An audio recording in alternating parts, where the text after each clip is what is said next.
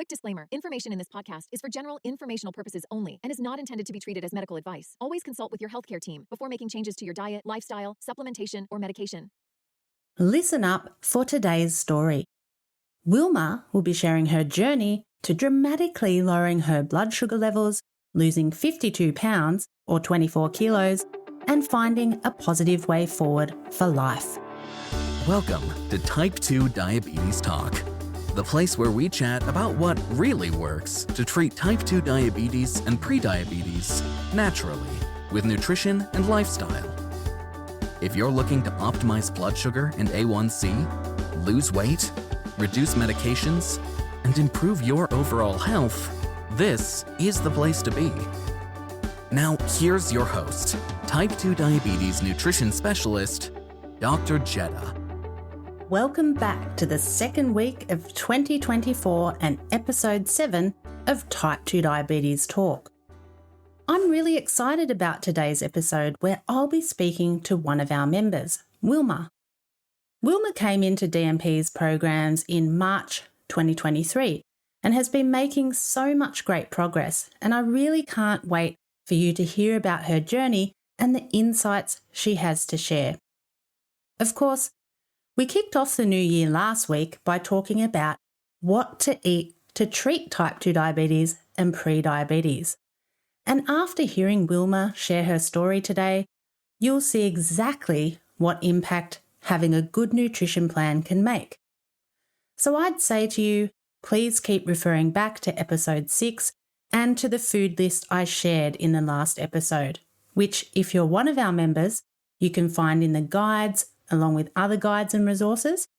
And if you're not a member, go grab yourself a copy of our recommended food list at type2diabetestalk.com/food list. It's a really great resource to get started on the right track. Let's not mess around now, but dig into today's show.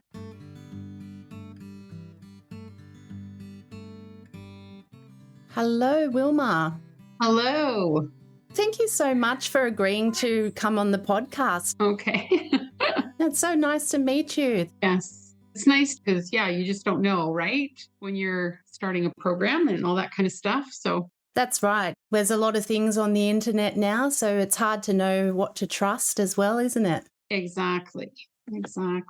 So you joined In March. Yeah, so I guess that's a good place to start, Wilma, if you want to think back about what was happening for you at the time, what were you going through, and what made you decide to join the program? I guess I was at my lowest. Yeah, just a huge depression because of situations. When I turned 50, it seemed like everything kind of went downhill. I am now 60. It's much better. But at 50, I found out that I had cancer in the lining of my uterus. So had a hysterectomy. Yeah, recovered from that, was 5 years cancer-free. So I'm good. So really blessed with that. But then with eating, that's kind of when I found out I was pre-diabetic. Yeah, with my hospital stay, that was quite amazing because that was 2 years into being diabetic and watching what I was eating and trying to get my numbers down.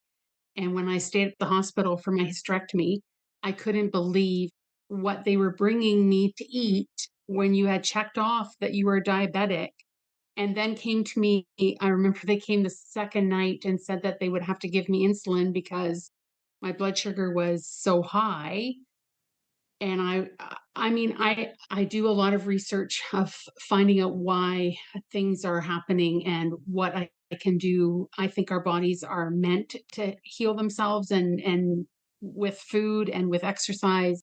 So I have always been against being on Metformin, didn't want to start. So when my doctor found it, like at the time when I started, not when I started this program, but when I started originally, my blood sugar was 22. Wow, that's very high.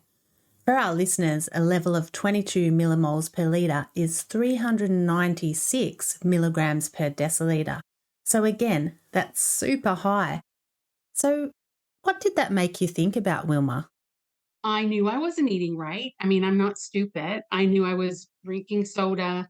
I was eating comfort food, eating late at night. Like you just know.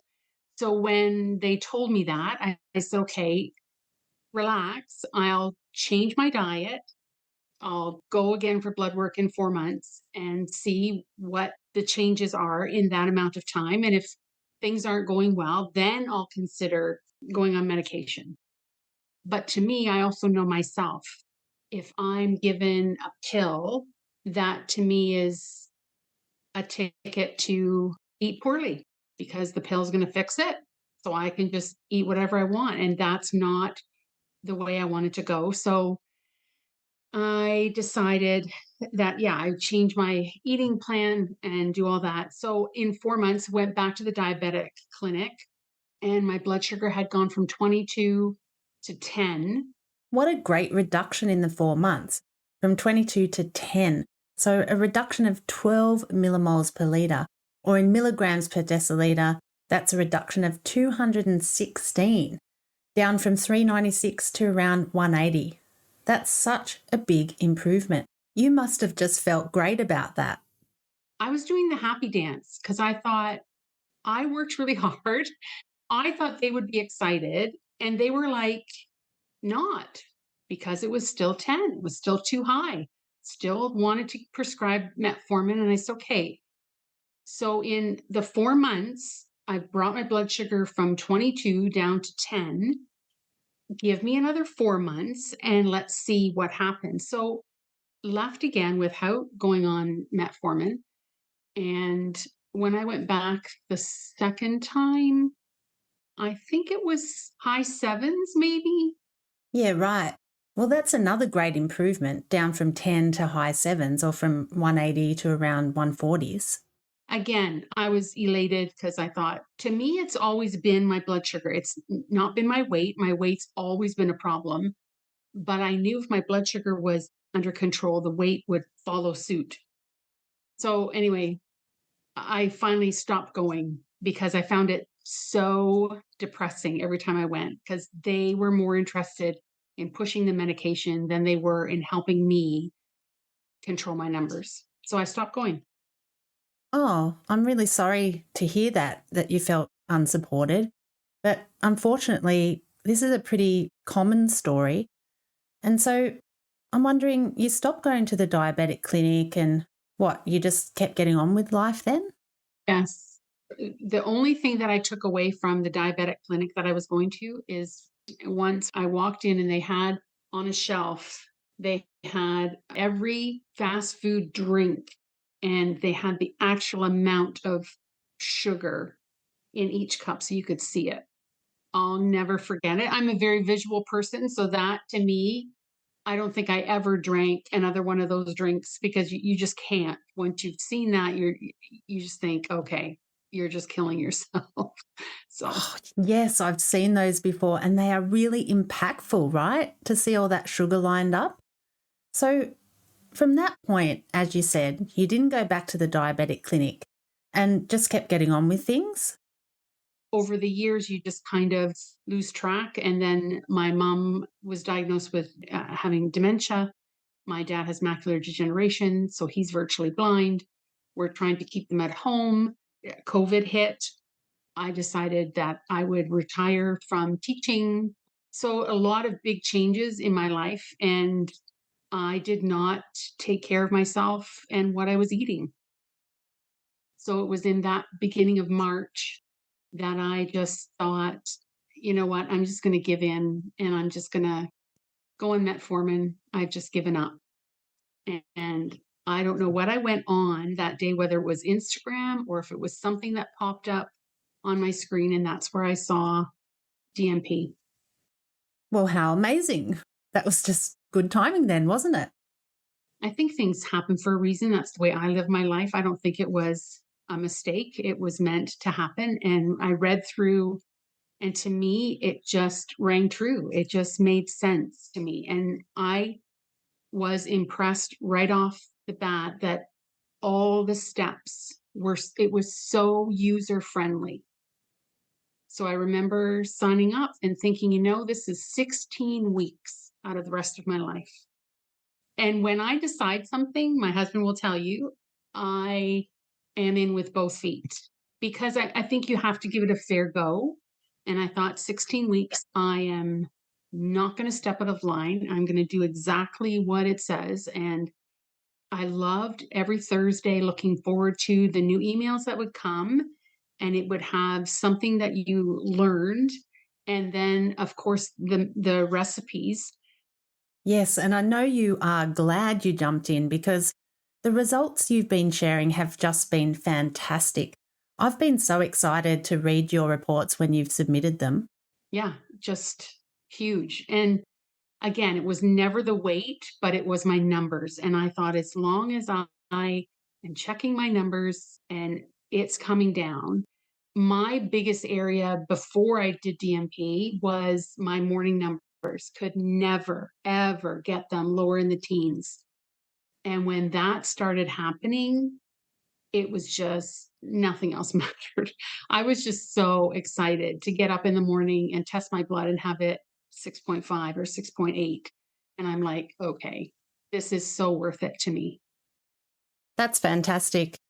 It's amazing that you've seen that shift in your morning levels from the teens, you said, down to 6.5, Yes. which for our listeners, to put this in perspective, up in the teens would be above 200 milligrams per deciliter. And through our program, you, Wilma, have finally seen those morning numbers reduce below 117, or that 6 to 6.5. Yeah, that to me was the most incredible. I can remember being so happy when it would be 9. I would say my husband would get up in the morning and say, guess what? It was a 9, and then it went down to the 8s. And I'm like, wow, it just, that to me was the best, because I had never, in anything that I had tried, was I able to get those morning numbers under control. That's amazing. That's just absolutely fantastic. I'd still like it to get lower for the mornings. And I think as I continue on, because I just figured if I did 16 weeks, I would just do another 16 weeks, because it still comes through because I'm a member for a year. So you still look forward to those recipes and trying different things. But that's been a big help. So thank you. Yeah, no, well, thank you, because it's only when you come in and actually do it. And that's the thing, is if people just take that chance and commit themselves to that 16 weeks and follow the program step by step, because as you said, it's all there. And if people can do that and it's not that difficult, they're pretty much guaranteed to get results. That's what we see if people just do it. If you really want to experience that health shift, you have to commit to yourself, right? Mm-hmm. You have to. I kind of said to my husband when I started, I said, I feel like I'm being selfish, but for once I have to put myself first. And that was a hard thing for me, but he's very capable of making a meal and looking after himself. And it was more important for him to see me feeling content and feeling happy and seeing results. I mean, you feel like you're being selfish, but you're not really. I mean, looking after yourself is really important because it gives you that, improving your health gives you that energy and drive to be a better person for all those people around you, for your parents you're looking after. Mm-hmm. Yeah. And then, of course, my weight, went from when I started this program, I was at 274 and I'm at 222 right now. Like I've really never had any problem with cholesterol, and I've never really had any problem with blood pressure or anything like that. It's just been my weight. Yeah, well, that's great that you've had a shift in your weight too now. Fantastic. Especially since you said your weight was always a problem. I mean, that's a loss of 52 pounds or 24 kilos, which is really fantastic, Wilma. Well, I was having knee issues. So that's kind of how this all started when they did blood work, because I had to get a referral from the doctor. So they said, well, you have to go for blood work first. And that's when this all came out. And it is getting stronger and it is getting better. And I know the weight has made a huge impact having that off. So, well, that's really great to hear. So it sounds like the DMP or the T2 diet program has really facilitated a big change compared to other things you've tried. oh, for sure. For sure. Like And I just think it's the tools, it's so user friendly, like going to the recipes, having the videos to show, because again, being a visual person, it's just nice to see how it's done. And I like to do two. I'm multitasker all the time, so I like to do two or three of them at once and use the oven once. But I also find that the recipes, they're satisfying. I'm not snacking at night when I'm watching television, or because I've had a satisfying meal at like 6:30 and we go to bed by 10:30 and I don't not eating. Whereas before, when you were eating just comfort food, I would be hungry. You would be looking in the fridge, before bed, and you'd look at the clock and you'd know darn well you should not at 9:30 be eating something because you're going to bed, but you did anyway because you were hungry. Yeah, it just goes to show that when you get the right foods for your body, you're not getting hungry, right? I just feel like there's so much variety, because that's another thing that I kind of got into a rut before, that you only ate a certain way. And this, I mean, the variety of recipes and things to try are just endless. Yeah, it's really a really good program. Get proven, practical support to lower blood sugar, weight, and medication. Check out Dr. Jetta's programs and services at type2diabetestalk.com/programs. And beyond the recipes, was there other things like did the program and the videos, the information kind of help you understand your diabetes more and the relationship kind of with your diet as well? Oh, I think so. I think, and it was just the right amount for each week. Like, you didn't feel overwhelmed that you had to watch video after video. And they were just like 5 minutes, 8 minutes or whatever. But in that, you really learned another step. And then you looked forward to the next week. Yeah, get the reinforcement. So there is one question I'd like to ask you, and what would be your best advice to people wanting to make changes in their lives? Yeah, I guess I never really identified that I was in a huge depression until I'm now on this side of it, looking back to when I started. But it really was, because it's kind of a self-pity party that you're involved in, that you just think it's just not worth putting all the effort in. And I would just say, you know what? Look at that 16 weeks. Like, 16 weeks went by so quickly, because I think I looked forward to Thursdays coming and getting something new, getting something else that I'm going to learn, and then just watching that week how it would unfold. And I just think that kept me going. Yeah, hopefully people would just really commit. And I think that's the thing. People have to come to that realization, or themselves, that this is the time. And I think for me, it was just being as low as I was. I just needed something to say, okay, I'm going to try this and I'm going to do the best that I can and just see what happens in 16 weeks. But I don't think you can push somebody into that. They have to kind of come to that realization, hey, I want what she's got, and hopefully it will work for me too. And we know from the scientific evidence that I've conducted through my randomised control trial, and of course the real life evidence that you're sharing today with us, that if people do commit, it is completely worthwhile. And what about the difficulties, Wilma? Did you find things difficult at first? I think the first 2 or 3 weeks were difficult, because you were doing a complete 180, but just sticking to it and then starting to see those results. And again, it wasn't on the scale. That wasn't what I was watching. It was those morning numbers for me. Yeah, it just surprised me. I think that you would get up in the morning and your blood would be so good in the morning. You think, wow, it would just, I didn't expect that.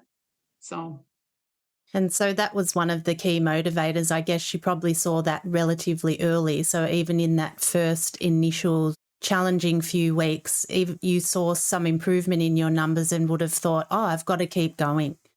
exactly. Whereas if it's the scale, I mean, you can go up and down, up and down. And I didn't want to get onto that bandwagon of having that was my motivation. I didn't want that to be my motivation. So I didn't weigh myself for a long time. Yeah. And not that people would say anything at the beginning either until I was starting to really recognize on my clothes that I could tell, okay, and then stood on the scale and went, wow, okay, great. But again, it was never that. It was my numbers, and I knew what I was doing for my own health.